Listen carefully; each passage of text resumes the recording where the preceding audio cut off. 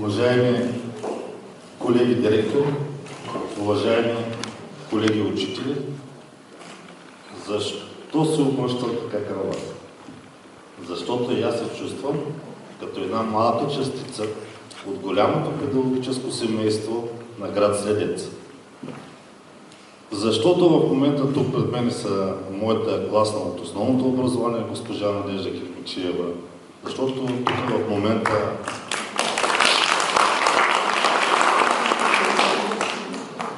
са мои учители от основното и средното образование. Не казвам бивши, защото бивши учители няма. Учителът се ражда учител и той си отива учител. Искам първо малко да приемете моите сърдечни поздравления, тъй като съм изключително много развълнуван, което е съвсем нормално и все пак сме на тържествен съвет и трябва да има някакъв протокол. Аз ще поднесам моите поздравления към вас. Искам да ви кажа, че това, което видяхме в презентацията,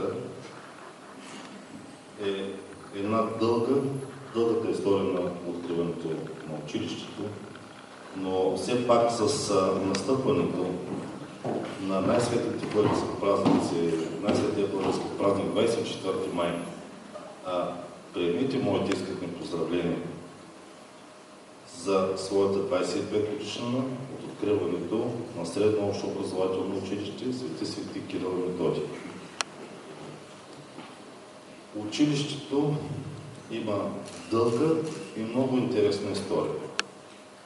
Но в превратностите на времето, в неговите листи винаги ще остане гордостта от успехите и мъдростта от натрупания опит на преподавателите. Искам да поздравя, да пожелая на всички вас много здраве, воля и оптимизъм. Честит празник!